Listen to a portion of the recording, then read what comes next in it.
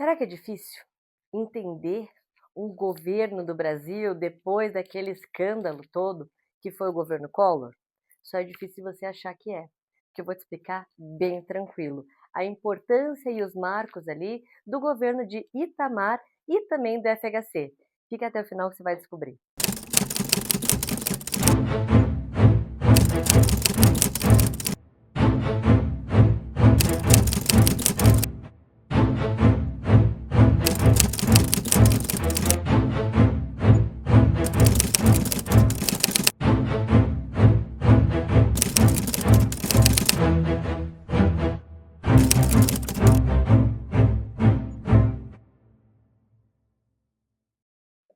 Vamos lá. Itamar está governando de 92 a 94. Quando você faz a relação com o que está acontecendo no mundo, é só lembrar, o colapso da União Soviética em 1991. E bem nesse momento, aonde em todos os lugares você está tendo aquele boom do neoliberalismo, o que acontece com o Brasil? O Brasil está representando aquela desconfiança, né, no contexto internacional, depois de toda aquela roubalheira lá do Plano Collor. Beleza. O Itamar, ele tem que se distanciar dessa memória, afinal de contas, ele era o vice do Collor. E o governo dele, então, tem que estar marcado em fazer coisas que realmente resolvam a economia do Brasil, até porque foram décadas de inflação.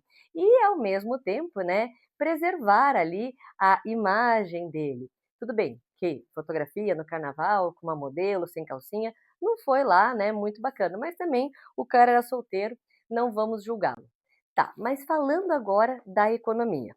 Lembra que eu falei do boom neoliberalista? Primeira coisa, antes de falar de governo Itamar ser neoliberalista, você tem que ter na tua cabeça de quando que é o liberalismo e o que que tem no meio. E no meio a gente tinha aquele welfare state, aquele estado de bem-estar social, de um estado que provia, né, todos os setores para o bem-estar da sociedade.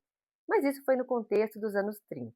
Isso foi pós-crise de 29. Agora, depois de 1970, você já tem toda essa nova configuração do capitalismo, aonde esse Estado ele vai largando, deixando de ser tão interventor. E, né, a marca disso em vários países, inclusive aqui no Brasil, vão ser as privatizações.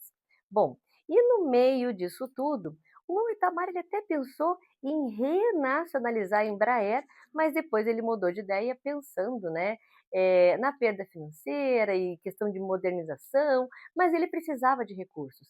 Então, uma das marcas econômicas dele vai ser de reavivar a fabricação do Fusca aqui no Brasil. Por isso que vai ter o modelo do Fusca Itamar.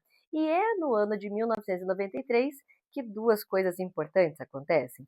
É nesse ano que ele vai nomear como ministro da Fazenda dele ninguém mais, ninguém menos do que FHC. Então não caia na pegadinha dizendo que o Plano Real é uma marca do governo FHC, porque não é. Na verdade, é do governo do Itamar. E esse plano, ele começa, né, com a URV, a Unidade Real de Valor, que é como se fosse uma moeda virtual, que era para dar aquele ataque na inflação que há décadas ela estava lá de 4 dígitos. Então, para movimentar essa inércia da inflação, você vai ter ali uma moeda, como eu disse, virtual, que ela vai se adequando para que a inflação vá sendo controlada aos poucos, até que em julho de 1994 entre em vigor o real. E no mesmo ano que eu falei o quê? 93, você vai ter um plebiscito. Então, mais uma daquelas distrações, mas enfim, um marco histórico aí da nossa república, que foi o plebiscito para finalmente oficializar, né, a questão do parlamentarismo ou do presidencialismo. E acaba ficando presidencialismo mesmo. E não é, né? Fala assim, não, espera aí, esse daí não foi de 63?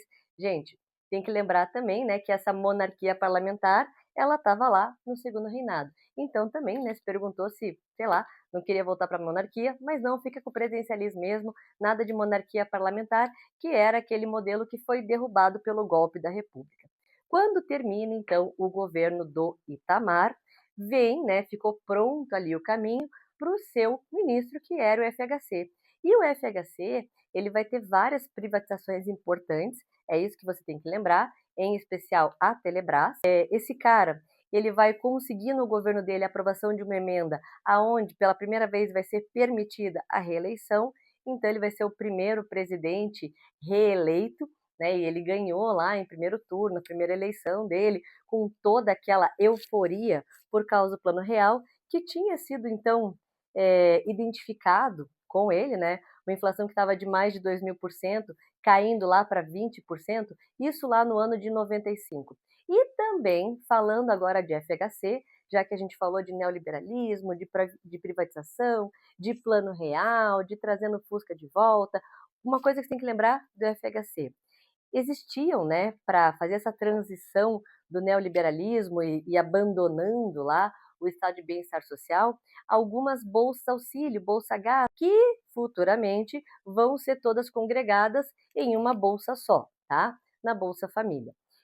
Mas existiam esses programas de auxílio, só que separados. Também vai ser no governo do FHC que vai ser criado o Enem.